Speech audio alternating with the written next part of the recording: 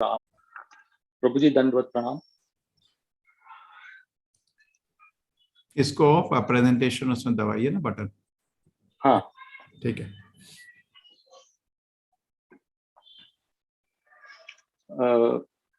आज का विषय है जीव, पुरुष और प्रकृति के बीच संबंध।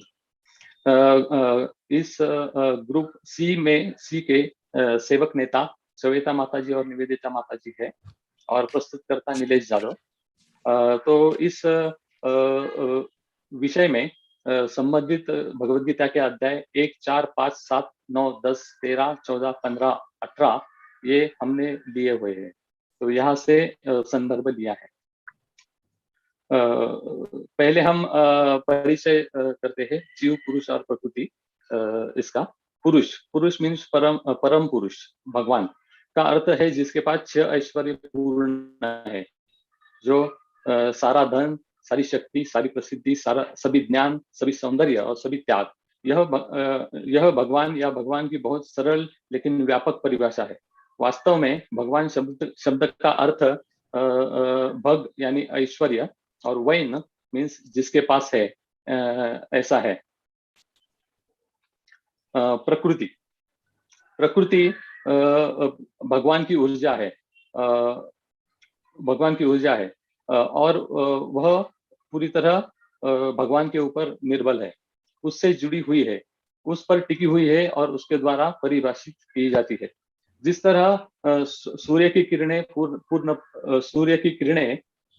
रूप से सूर्य पर निर्भर होती है, इसी तरह प्रकृति भी पूर्ण रूप से भगवान के ऊपर निर्भर होती है।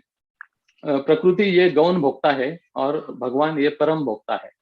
तो प्रकृति ईश्वर की ऊर्जा का कुल योग है और जिसमें अनंत संख्या में आत्माएं शामिल रहती है। जीव की कोई अलग स्वतंत्र पहचान नहीं होती, वह सर्वोच्च सीमांत ऊर्जा है। जब वह भौतिक ऊर्जा में फंस जाता है तो वह बद्ध हो जाता है, और जब वह कृष्ण के प्रति जागरूक होता है यानी कृष्ण भावना भावित होता है तो आध्यात्मिक ऊर्जा से अवगत होता है, तो वह अपने वास्तविक और प्राकृतिक जीवन की स्थिति में होता है। तो ये इस विषय का परिचय यहाँ पर मैंने प्रस्तुत किया है। उसके बाद अध्याय नंबर 13 में जो इसके बारे में बताया है उसका सारांश रूप में यहाँ प्रस्तुत कर रहा हूँ। प्रकृति मीन्स मटेरियल वर्ल्ड, भौतिक जगत। पुरुष जो आनंद का भोक्ता है मीन्स प्रकृति का भोक्ता है। और क्षेत्र मीन्स शरीर जिसमें आत्मा वास करती है। क्षेत्रज्ञ मीन्स क्षेत्र को जानने वाला जीव होता है और परमात्मा भी होता है। क्षेत्रज्ञ दो होते हैं शरीर में। एक बार प्रभुपाद जी और उनके शिष्य चर्चा कर रहे थे, तो प्रभुपाद जी ने उनसे सवाल पूछा। वो टोटल 5 शिष्य थे और प्रभुपाद जी 6। तो उन्होंने पूछा कि यहाँ पर ये कमरे में कितने क्षेत्रज्ञ हैं? तो शिष्यों ने जवाब दिया 6 × 2 12। तो प्रभुपाद जी ने कहा नहीं, यहाँ पर सिर्फ 7 क्षेत्रज्ञ है, क्योंकि परमात्मा एक ही है, परमात्मा कभी विभाजित नहीं होता है। तो ऐसे हमारे शरीर में 2 क्षेत्रज्ञ होते हैं, जो जीवात्मा और परमात्मा। उसके बाद ज्ञान, क्षेत्र और क्षेत्रराज को समझना, इसे ज्ञान कहते हैं। और गेयम मीन्स ज्ञान का लक्ष्य जो परमात्मा है। तो इस विषय में यहाँ पर मैंने एक फ्लो चार्ट बनाया है जिससे मैं इसका संबंध एक्सप्लेन करूंगा। यहाँ पे सबसे ऊपर भगवान श्री कृष्ण है।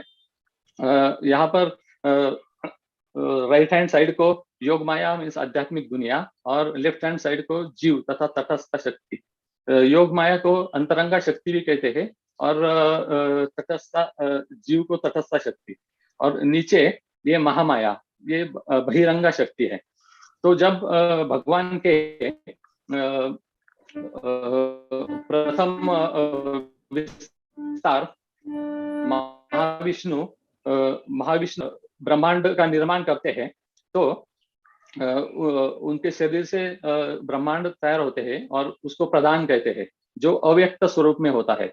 उसके बाद भगवान के द्वितीय विस्तार गर्भोदक्षाय विष्णु, इसमें इस प्रधान को गर्भिस्थ करते हैं, मीन्स वो एक्टिव हो जाता है और वो महत्त्व कहलाता है। उसके बाद भगवान की और एक शक्ति है काल शक्ति, जो ये भौतिक जगत में रहती है। तो ये काल शक्ति और महत्त्व मिलाकर अहंकार बनता है, और अहंकार से अहंकार के बाद तीन गुण तैयार होते हैं, सतगुण, रजोगुण और तमोगुण। तो सतोगुण से मन तैयार होता है, रजोगुण से बुद्धि, और तमोगुण से पंच महाभूत। जैसे यहाँ पर मैंने लिखा है आकाश, वायु, अग्नि, जल, पृथ्वी, ये पंच महाभूत।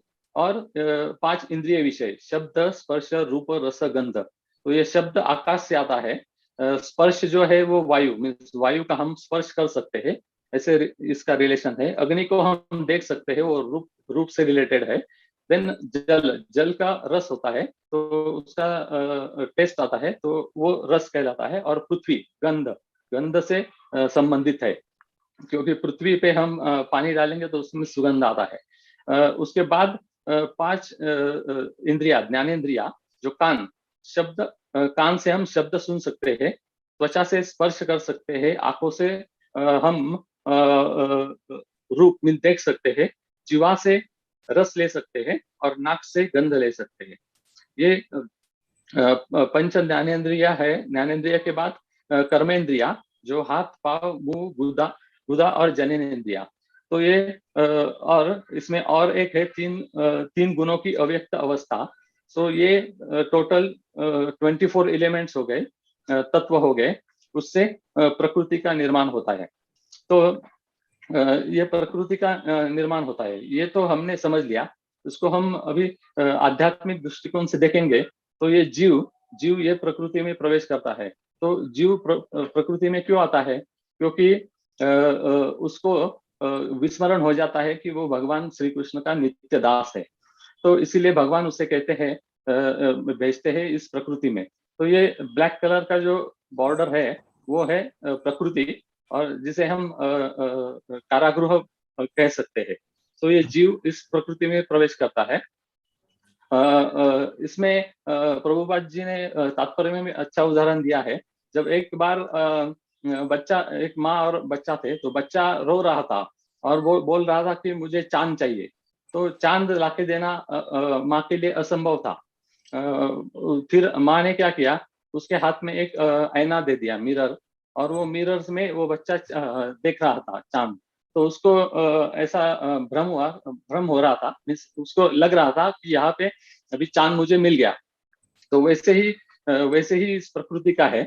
यह प्रकृति एक प्रतिबिंब के समान है, जो जब जीव की इच्छा होती है कि मैं स्वामी बनूं और मुझे स्वतंत्रता चाहिए, तो भगवान उसके हाथ में एक आईना पकड़ देते हैं, और वो इस प्रकृति रूपी प्रतिबिंब में वास करता है। तो इसके बाद अभी ये प्रकृति में जीव आता है, तो उसको उसका परम लक्ष्य जो है वो फिर से भगवत धाम प्राप्त करना ये है। तो इससे ये जेल से, कारागृह से वो बाहर निकलना है।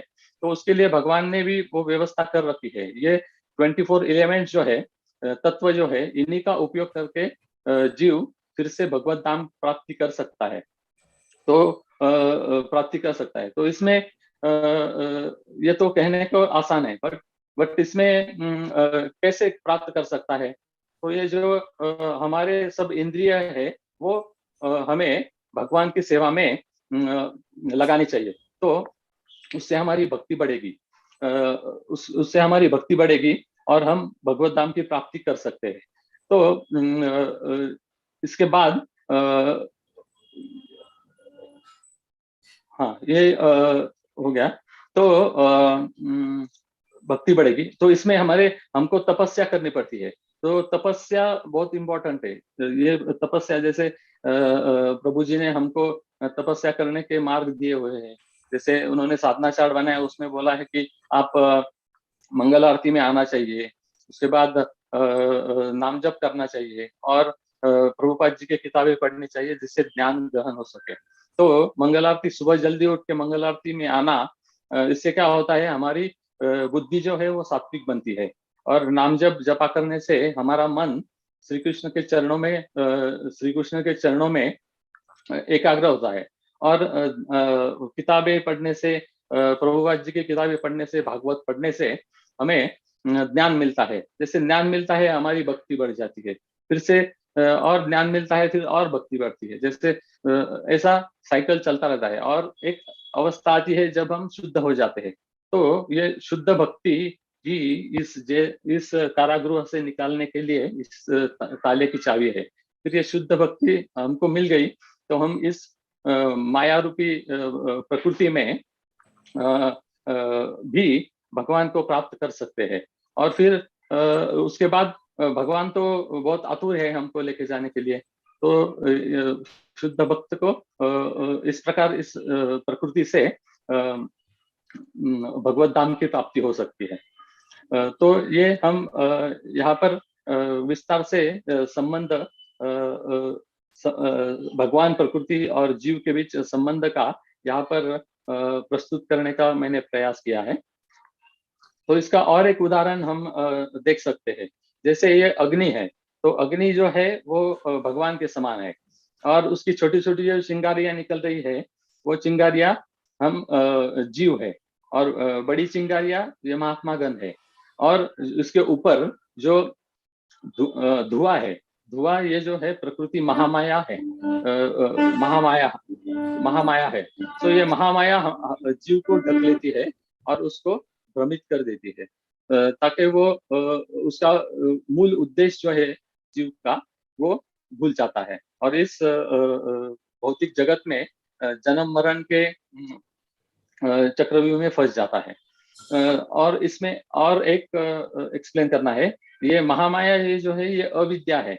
और अविद्या मीन्स हम जो अभी साइंस सीख रहे हैं, जैसे साहित्य सीख रहे हैं, आर्ट्स सीख रहे हैं, कॉमर्स सीख रहे हैं, तो ये सब अविद्या है। तो विद्या क्या है, तो ये योग माया, आध्यात्मिक दुनिया। तो हमको आध्यात्मिक दुनिया, अंतरंग शक्ति का ज्ञान जब मिलता है, तब हमको विद्या मिलती है। उसके बाद इसका जो भगवत गीता में अध्यायों में जो इसमें भगवान और जीव के बारे में बोला है, उसको मैं सारांश रूप से बताता हूँ। भगवान जो है वो अच्युत है, वो कभी च्युत नहीं होते, मीन्स वो पतित नहीं होते। जीव हमेशा पतित होता है और माया से भ्रमित होता रहता है। जीव और भगवान एक ही है, अपितु भगवान जीव से पूर्णतः अलग है। अलग है। भगवान विभु चेतन है और जीव अनुचेतन है। भगवान का शरीर अद्वितीय होता है, वो अजन्मे है।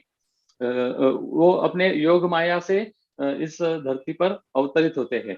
उनको महामाया बिल्कुल भी भ्रमित इफेक्ट नहीं कर सकती उनके ऊपर। जिस प्रकार सूर्य का अस्त होने पर भी उसकी वास्तविक स्थिति रहती है, वैसे ही वो उनका अवतरण खत्म होने के बाद उनका वास्तव्य रहता ही है। देन भगवान का अवतार हर युग में होता है। भगवान उनके इच्छा से अवतार लेते हैं, जीव अपने कर्म के अनुसार जन्म लेते रहते हैं। तो भगवान दोनों ही परा और अपरा शक्ति के उगम स्थान है, और जीव ये जो है भगवान की पराशक्ति है। तो भगवान द्वारा अव्यक्त रूप में यह संपूर्ण ब्रह्मांड व्याप्त है, और सभी प्राणी भगवान में है, लेकिन भगवान उनमें नहीं है। और सभी जीव भगवान में ही वास करते हैं। और भगवान जो है श्वांश है, और जीव जो है वो अंश है भगवान का। भगवान कर्म से बंधे नहीं जाते, और जीव कर्म से बंधे जाते हैं। प्रकृति भगवान की शक्ति है और उनकी अध्यक्षता में कार्य करती है। महामाया जो है वो भगवान के अध्यक्षता में कार्य करती है, और जीव जो है वो तीनों गुणों के बंधन में रहता है। भगवान आत्माराम है, वो सच्चिदानंद स्वरूप है, और जीव भगवान की भक्ति से आनंद का अनुभव करते हैं। भगवान शरीर के ज्ञाता है, जीव शरीर का क्षेत्रज्ञ है। भगवान सभी शरीरों को जानते हैं। जीव जो है अपने सिर्फ एक शरीर को जानता है, पर भगवान सभी शरीरों को जानते हैं। भगवान प्रकृति के गुणों के स्वामी है, जीव जो है प्रकृति के गुणों के अधीन है। भगवान समस्त जीवों के बीच विभाजित प्रतीत होते हैं, लेकिन वे कभी विभाजित नहीं होते। इसका एक उदाहरण स्वरूप जैसे हमने न्यूटन का थर्ड लॉ सुना होगा, उसमें हमने देखा है, सुनते हैं कि energy neither be created nor be destroyed, it change into one form of energy into another form of energy. इस भौतिक जगत में एनर्जी क्रिएट नहीं होती है, ये सिर्फ डिवाइड होती है। तो बट आध्यात्मिक जगत में भगवान एक ही है और वो विभाजित कभी भी नहीं होते, उनका विस्तार होने पर भी वो एक के एक ही रहते हैं। तो वहां पर उनकी ऊर्जा तो बढ़ती रहती है। इसलिए इससे हम समझ सकते हैं कि इसमें विद्या और अविद्या का कैसा इफेक्ट है। तो ये भगवान सब प्रकाश के स्रोत है और भौतिक प्रकृति जीवों को अनादि भौतिक प्रकृति और जीवों को अनादि समझना चाहिए। उनके परिवर्तन और पदार्थ के तरीके भौतिक प्रकृति के उत्पाद है। भगवान परम भोक्ता है और जीव प्रकृति के 3 गुणों के भोक्ता है। और कुछ महत्वपूर्ण श्लोक मैं यहाँ पर बताऊंगा। जीव और अध्याय नंबर 4 श्लोक संख्या 6, जीव और भगवान एक ही है, अपितु भगवान जीव से पूर्णतः अलग है।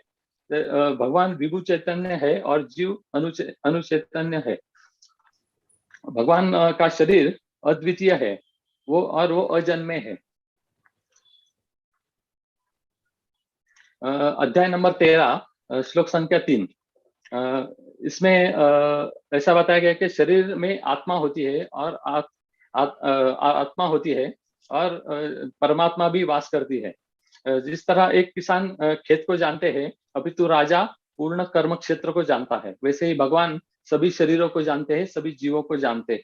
वो सभी जीवों के भीतर परमात्मा स्वरूप वास करते रहते हैं। अध्याय नंबर 13 श्लोक संख्या 6 और 7, इसमें 24 तत्वों का समूह कार्य क्षेत्र कहलाता है। तो जैसे मैं फ्लो चार्ट में दिखाया था, 24 तत्व वो कार्य क्षेत्र होता है और प्रकृति के अव्यक्त गुण को प्रधान कहा जाता है और अहंकार मिलने से उसका प्रकृति में रूपांतर होता है।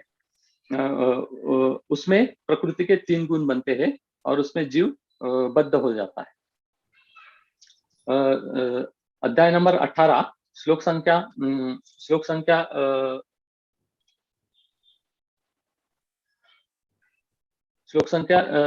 61, हे अर्जुन, परमेश्वर के हृदय में मैं स्थित हूँ और भौतिक ऊर्जा सब एक मशीन के रूप में बैठे सभी जीवों को भटकने का निर्देश दे रहा है। तो भगवान हमारे इस मशीन रूपी शरीर में बैठे हैं और वो सभी जीवों को भटकने का निर्देश देते हैं और उसके इशारों पे उनके कहने पर सभी जीव कार्य करते हैं। अध्याय नंबर 18 श्लोक नंबर 66, ये बहुत महत्वपूर्ण श्लोक है। प्रभुपाद जी भी उनके लेक्चर में बहुत ये श्लोक बताते हैं इसका महत्व। सभी प्रकार के धर्मों का परित्याग कर मेरी शरण में आओ, मैं तुम्हें सभी पापों से पापों और प्रतिक्रियों से छुड़वा दूंगा, डरो मत। सर्व धर्म परित्यज्य मामेकम शरणम व्रज। सो हमें भक्ति में पूर्णता प्राप्त करनी है, तो ये स्तर पर हमको आना पड़े। तो ये मैंने प्रकृति जीव और पुरुष के बीच में संबंध का प्रस्तुत करने का प्रयास किया है। हरे कृष्ण कृष्ण कृष्ण हरे हरे, हरे राम राम राम हरे हरे। वांछा कल्पतरुभ्यश्च कृपा सिंधु एव च पतितानां पावनेभ्यो वैष्णवेभ्यो नमो नमः। हरे कृष्ण प्रभु। हरे कृष्ण।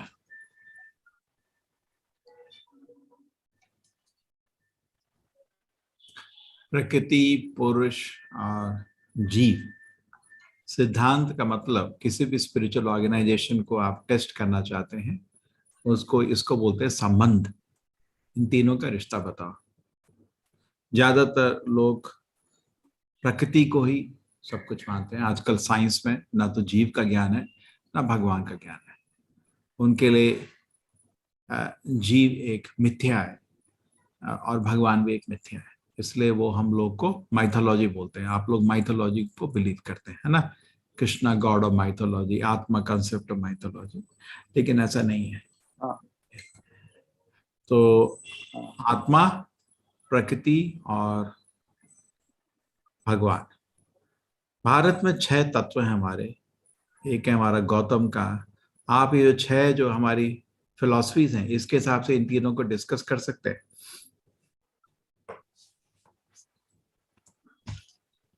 एक है हमारी फिलॉसफी गौतम की, उसको बोलते हैं न्याय शास्त्र। एक है हमारी कन्नड़ा की। एक है हमारा कपिल का सांख्य। एक है जैमिनी का कर्म मीमांसा। और एक हमारा वेद व्यास का सांख्य, वेद व्यास का वेदांत। इन सब के हिसाब से क्या अलग तत्व आता है। ये 3 का जो फिलॉसफी है, इसको ही फिलॉसफी बोलते हैं। गौतम ने हमको न्याय शास्त्र दिया है, ठीक है। उसमें क्या संबंध है, ये एक तो आपने हमको बताया, प्रकृति, पुरुष और जीव के बीच में रिश्ता, इसको बोलते हैं संबंध। इसको दर्शन करने का तरीका, जो हमारे योग की अलग अलग पद्धति है, उसको बोलते हैं अभिधेय। और उसके बाद जब हमको सत्य दिखता है तो हम क्या करते हैं, उसको बोलते हैं प्रयोजन।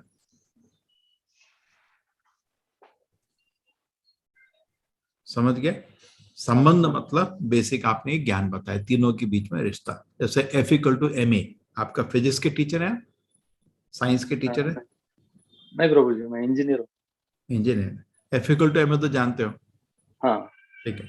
उसमें ये हो गया आपका संबंध, force equal to mass into acceleration हो गया संबंध। हाँ, अभिधेय क्या होगा, आपको लैब में जो एक्सपेरिमेंट करते हैं उसको कंफर्म करने के लिए, है ना।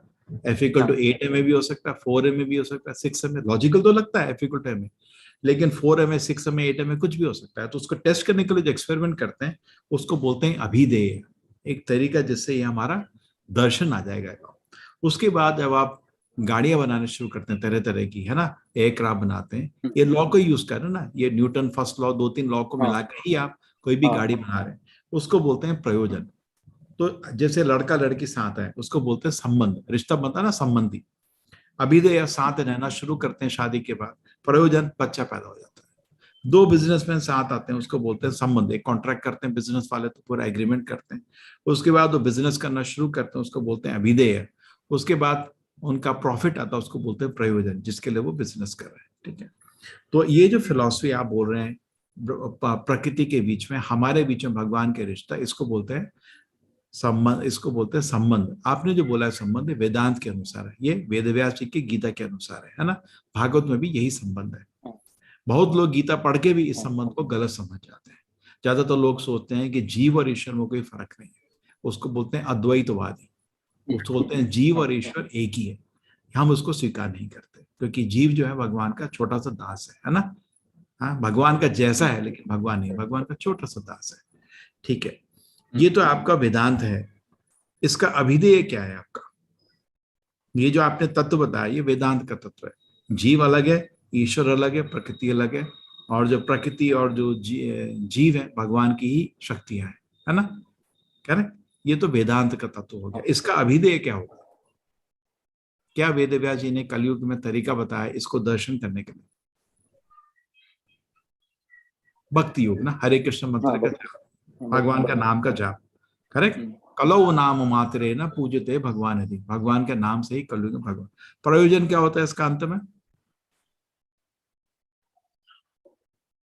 भगवत धाम जाके भगवान की सेवा करना, है ना, उसका रिजल्ट भगवत प्राप्ति, भगवत प्राप्ति, और वहां जाके भगवान का सेवा करना, आनंद से नाचने का नित्य। लेकिन ये जो सेवा। कंक्लूजन है, हाँ, बाकी तत्वों में नहीं है। जो गौतम का तत्व है उसको बोलते हैं न्याय तत्व। उसमें वो बोलता है कि भाई ऐसा नहीं है। हाँ, आपको क्या कहते हैं, मैं आपको चार्ट दिखाता हूँ, क्योंकि आप थोड़ा फिलॉसफी के बारे में बात करें। आपका चार्ट का डिस्कशन बहुत अच्छा था। उसके पहले आपने थोड़ा स्लाइड को रीडिंग किया, वो अच्छे। आप अगर टीचिंग करें, स्लाइड को रीडिंग कभी नहीं करना चाहिए, है ना, अच्छा नहीं लगता, है ना। तो आपकी तरफ कोई देखेगा नहीं, हाँ आता ना। हाँ फिर लोग, बच्चे लोग क्या होता है, हाँ मैं यही करा है 20 साल, बच्चे लोग फिर आपकी तरफ देखते नहीं है, वो खाली ना सीधा उधर ही देखेंगे, आपको नहीं देखेंगे। सिक्स सिस्टम का जो चार्ट है ये देखिए, ये मैंने, दिख रहा है हम्म। आपको, ये गौतम का न्याय है। संबंध अभिधेय प्रयोजन, अभी बच्चों का एग्जाम हुआ है इस पे।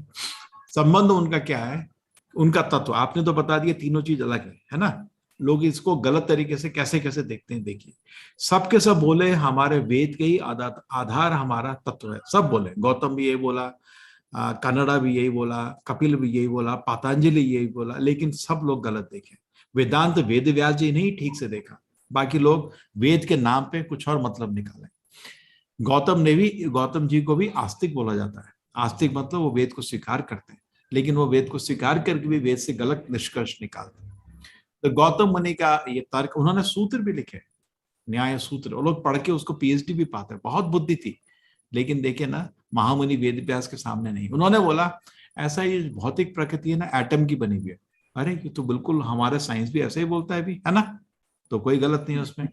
हम क्यों दुखी हैं, बिकॉज हम जो आत्मा है ना, मैटर में फंस गई है, मेटेरियल एटम्स में फंस गई है, इसलिए हम लोग दुखी हैं। ठीक है, अब निकलेंगे कैसे, तो लॉजिक करो, न्याय करो, न्याय, लॉजिकली समझो कैसे हम, क्या चीज प्रमाण हमारे सामने दिया जा रहा है, हम आनंद लेना चाहते हैं लेकिन इंद्रिय भोग से आनंद नहीं है, ये प्रमाण ठीक नहीं है, हम प्रमाण दो मेरे को, कैसे मैं संतुष्ट हो सकता हूँ, है ना। सत्य क्या है, प्रमाण दो मेरे को। प्रमाण मतलब आर्ग्यू करो, लॉजिक करो। तो बहुत ही लॉजिशियंस होते हैं गौतम के न्याय वाले लोग, बहुत भयंकर न्याय करते हैं लोग, 10-12 इनके स्टेप्स हैं न्याय के, सुन के ही हम लोग हिल जाएंगे। बहुत ही क्या कहते हैं, अच्छा डेवलपमेंट किया है इन्होंने न्याय का। ठीक है, और इसको न्याय का आर्ग्यूमेंट कर करके आदमी समझ जाता है, जैसे आपने बोला ना कि ये आपका प्रकृति में और आत्मा में फर्क है, करेक्ट। अब भौतिक मतलब मैटर में और हाँ आत्मा में फर्क है, और आदमी एटम्स के हाँ इन्फ्लुएंस से निकल जाता है। ठीक है, लिवर, और उसकी वजह से सारा दर्द उसका खत्म हो जाता है, बस, है ना। क्यों दर्द, क्यों आपको, क्योंकि आप सोल एंड मैटर आपस में मिल गए, सोल को बोलो निकले उधर से, और जब उससे निकल जाती है सोल, तो भौतिक मतलब एटमॉस्फेयर से तो खुश हो जाती है और उसका दर्द खत्म हो जाता है। लेकिन भगवत नाम का ज्ञान नहीं दिया, भगवत सेवा का ज्ञान नहीं दिया, भगवान का ज्ञान भी नहीं दिया, ये इनकी गलती है। क्या गौतम ने गलती करी, उनको भगवान का ज्ञान नहीं था, और क्यों आत्मा दुनिया में फंसी है ये भी उन्होंने कभी नहीं बताया। और लॉजिक और आर्ग्यूमेंट को कभी शास्त्र के ऊपर नहीं ले सकते, क्योंकि तो जो चीज हमको दिख नहीं रही उस पर क्या लॉजिक आर्ग्यूमेंट दोगे आप, है ना। जो आपके दर्शन के बाहर है उसमें लॉजिक आर्ग्यूमेंट नहीं लगा पाओगे आप। ठीक है, आपका लॉजिक आर्ग्यूमेंट तो जो चीज आपके समझ में आती है, दिखती है, उस पर लगा सकते हो ना। भगवान का तत्व आपके कैसे क्या लॉजिक में फंसेगा। और आत्मा हमेशा नित्य है, भगवान का दास है, और मुक्त होने के बाद आत्मा कैसे भगवान की सेवा करती है, उनको ज्ञान नहीं था इस चीज का। ठीक है, ये तो गौतम मुनि, देखिए इतने महान मुनि है। वेद, ये जो मैं आपको तोड़ देख रहा हूं, ये वेद व्यास जी ने तोड़ा है अपने वेदांत सूत्र में। ये पांचों मुनि, गौतम ने, कन्नड़ा ने, पतंजलि ने, कपिल मुनि ने और जैमिनी ने तत्व लिखे थे। ठीक है ना, 5 मुनि, ये 7 एक साथ के ही लोग हैं। तो वेद व्यास जी ने जब अपना वेदांत लिखा, सब उनके सामने नतमस्तक हो गए, और वेदांत जी ने अपने वेदांत भाष्य में सबके न्याय को, सबके तर्क को तोड़ा है। तो ये जो मैं तोड़ना दिखा रहा हूँ, ये वेद व्यास जी का तोड़ है।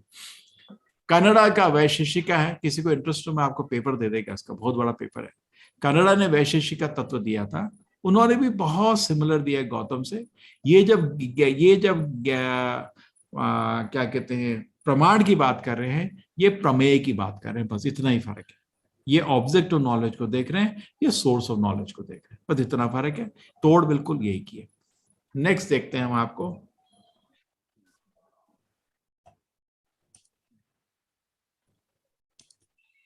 ये रहा। अभी आ गया कपिल का सांख्य। कपिल मुनि ने हमको सांख्य दिया, बहुत फेमस है। ये वो कपिल नहीं है जिनका हम भागवत में पढ़ रहे हैं तीसरे खंड में, ये एक नास्तिक कपिल थे, जो नास्तिक लोगों ने बहुत ही, क्योंकि देखिए अभी अगर समाज में, इंडिया में आप स्पिरिचुअल ऑर्गेनाइजेशन लिस्ट करेंगे, 99% अद्वैतवादी है। मैं ही भगवान हूँ, तुम ही भगवान हो, सब लोग भगवान है, ये बकवास बोलते हैं। भगवान का जिक्र नहीं, आत्मा और भगवान में फर्क उनको मालूम नहीं। ये निरीश्वर कपिल को भगवान और आत्मा का फर्क मालूम नहीं था। उसने बोला हम क्यों तड़प रहे हैं, बिकॉज सोल जो है प्रकृति से मिल गई है।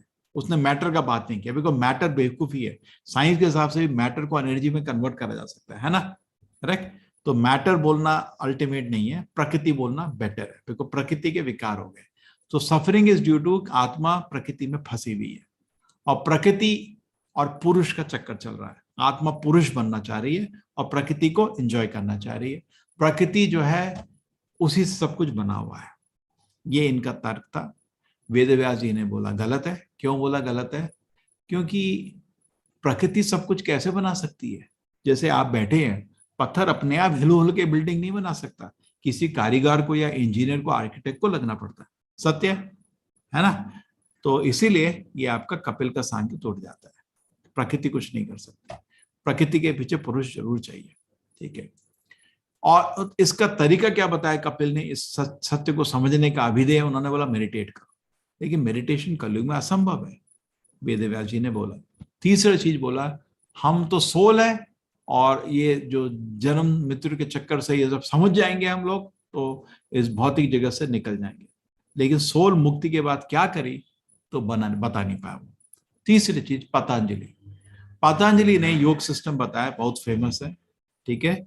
उसने बोला जो हमारा जो चित्त है वो भौतिक प्रकृति से डिस्टर्ब हो जाता है, चित्त वृत्ति बोलते हैं, ठीक है। और सफरिंग है जो चित्त वृत्ति की तरह है। प्रकृति ये सब चीज का स्रोत है। पतंजलि का ये निष्कर्ष था।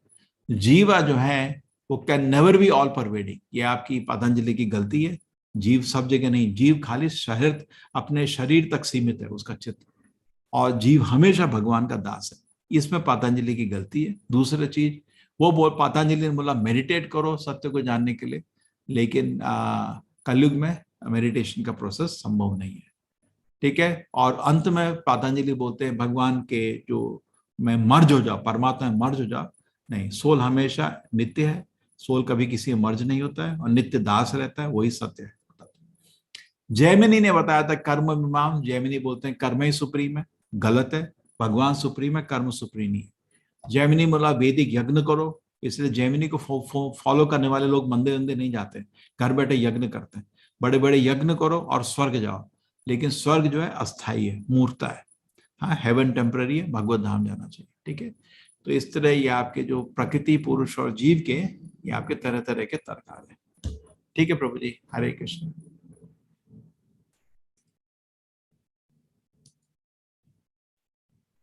हरे कृष्णा। प्रकृति, पुरुष, जीव,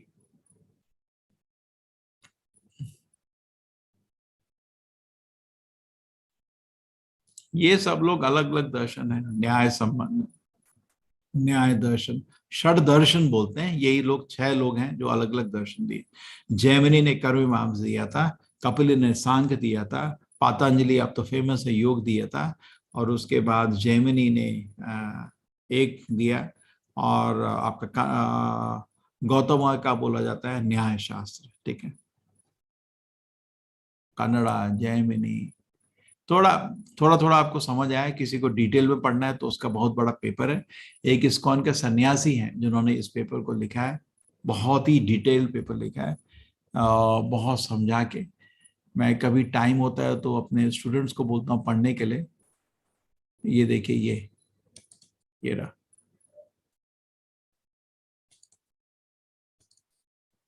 अभी खुल रहा है, वो बहुत बड़ा पेपर है।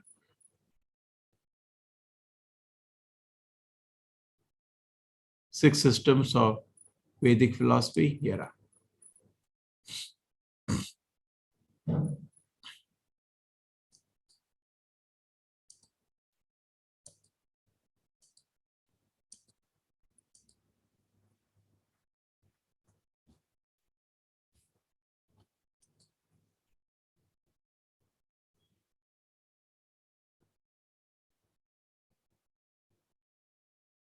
कितना बड़ा है सोचो। ये इंट्रोडक्शन है, इसमें ये सारी न्याय शास्त्र, वैशेषिका, वैदिक एटॉमिक थ्योरी, सांख्या, योगा, कर्ममीमांसा और वेदांत अंत में, इन सब का कंपैरिजन है, ठीक है। और एक एक का हम लोग ने स्टडी किया था, बहुत डिटेल है। इसको समझने में ही आपको बहुत टाइम लगेगा, बट एक काम है, रेडी है काम। आप कोई चाहते हैं तो उसको स्टडी कर सकते हैं। मेरे को मेल लिख देना, मैं आपको ये फाइल दे दूंगा। आप नेट में भी ढूंढ सकते हैं। सुहृद स्वामी, ये एक इस्कॉन के सन्यासी है, इन्होंने लिखा था, बहुत एकेडमिक काम है।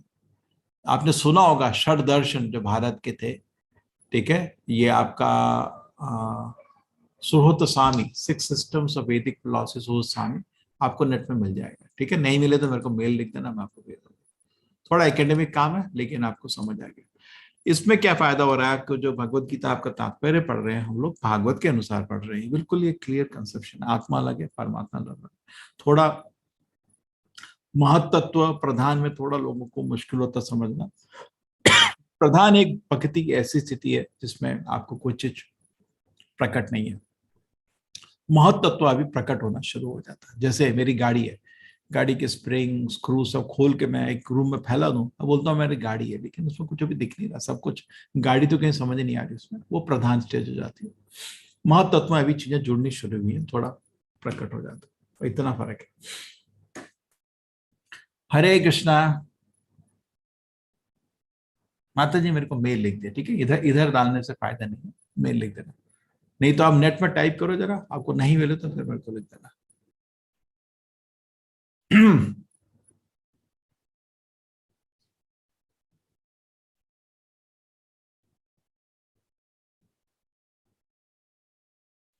किसी को कुछ प्रश्न है क्या?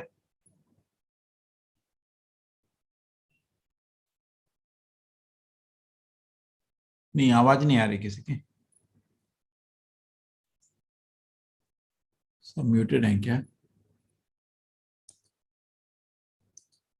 हाँ। हरे कृष्ण प्रभु जी, क्या नाम बताया आप? Six systems of Indian philosophy, सोहर स्वामी, सोहृत स्वामी। इंडियन माता जी 2-3 पेज पढ़ेंगे फिर घूमने लगेगा, बहुत मुश्किल है। अरे एक बहुत अच्छे इस्कॉन के डिवोटी थे, उनका नाम था आत्म तत्वदास। क्या नाम था उनका? आत्म तत्वदास। वो एक्चुअली पहले बहुत बड़े विद्वान थे और प्रभुपाद जी को मिलकर उनके शिष्य बने।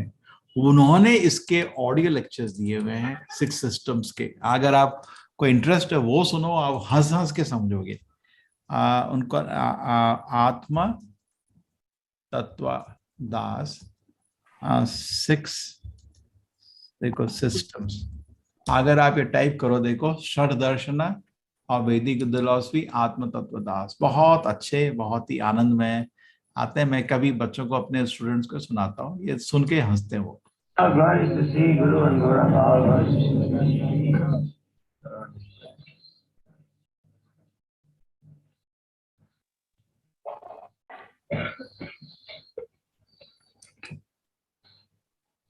Today's subject matter is Mimamsa,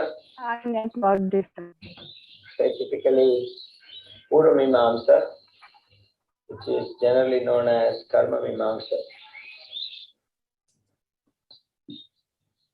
Mimamsa means, तो ये सब किसी को टाइम है तो लगो, कुछ इंटरेस्ट हो, लेकिन हम लोग डायरेक्ट कृष्णा के शरण में है। तो ये जो कभी कभी वो खुद बोलते हैं क्लास में, इस्कॉन के लोग क्यों समय बर्बाद कर रहे हो, तुम भागवत पढ़ो, गीता पढ़ो। ये कभी आपको डिस्टर्ब किया कोई आदमी, आपको उसका आंसर चाहिए ना, इधर से निकाल सकते हो, मैंने आपको रास्ता दे दिया, ठीक है। हमारे में वैसे ही गीता पढ़ने का, भागवत पढ़ने का समय नहीं है ये सब। लेकिन एक मैंने आपको कि आप तत्व बता रहे थे, प्रकृति, पुरुष और जीव के बीच में, इसको यही तत्व होता है, इसको फिलॉसफी बोलते हैं। और ये बड़े बड़े आचार्य लोग अलग अलग तरह से समझाएं, लेकिन वेद व्यास जी जब उन सबको तोड़े अपने वेदांत सूत्र में, वेद व्यास जी को महामुनि बोला गया। तो वेद व्यास जी के सामने इन लोगों का तत्व नहीं चलता, क्योंकि सबको तोड़ चुके थे, फिर वो महामुनि बने, और वेद व्यास जी भगवान के खुद अवतार है, ठीक है। हरे कृष्णा। हरे कृष्णा। यस माता जी, हरे कृष्णा। चलिए, तो किसी और को कुछ इस पर टिप्पणी है? प्रकृति, पुरुष और सब कुछ अच्छा था प्रभु जी, प्रेजेंटेशन में चार्ट तो बहुत ही सुंदर था। प्रकृति, पुरुष, उसमें आपके बाकी पॉइंट सारे क्लियर हो गए, आपने चीजों को भी सारांश में रखा था। जीव के और भगवान के बीच में जो डिफरेंस है, बहुत अच्छे से आपने अलग अलग पॉइंट्स लिए थे, वो भी बहुत क्लियर था, सारा तत्व बिल्कुल ठीक है। ओनली एक चीज थी, शुरू में आप स्लाइड को पढ़ रहे थे, वो कोशिश करना स्लाइड को ना पढ़ा जाए, ठीक है।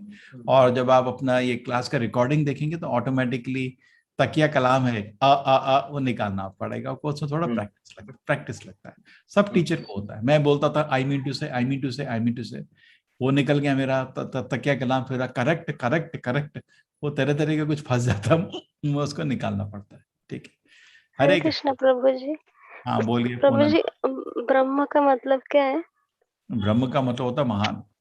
तो प्रकृति को भी ब्रह्म बोला जाता है, कभी कभी आत्मा को भी ब्रह्म बोला जाता है, भगवान को भी ब्रह्म बोला जाता है। ब्रह्म मतलब महान, मतलब एडजेक्टिव है, ब्रह्म है। ब्रह्म एडजेक्टिव है, महान अथात तो ब्रह्म जिज्ञासा, जीवन का लक्ष्य होना चाहिए बड़ी बड़ी जिज्ञासा, है ना। तो जनरली आत्मा को ब्रह्म बोला जाता है, भगवान को परम ब्रह्म बोला जाता है। भगवत गीता के लिए 14 चैप्टर में प्रकृति को ही ब्रह्म बोला गया है।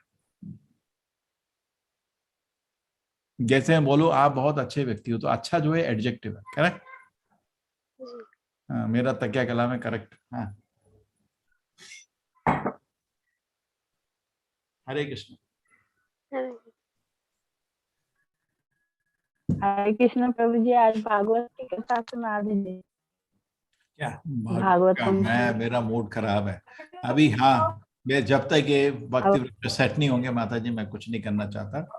मैं सारे टीचर्स के साथ बैठ रहा हूँ अभी, आपके लेवल 2 टीचर्स के साथ बात करना है मेरे को। अपना भक्ति वृक्षा का मेरा साल के एंड तक 200 इमली तक पहुंच गए होंगे, तो लेकिन अभी 23 है टोटल, मैं उसमें मेहनत करना चाहता हूँ, ठीक है। अभी मेरा मूड नहीं है, ठीक है। प्रेजेंटेशन हो गया, ठीक है, चलेंगे। हरे कृष्णा, हरे कृष्णा, हरे कृष्ण प्रभु जी। हरे हरे कृष्णा प्रभु जी। हरे कृष्ण। कृष्ण।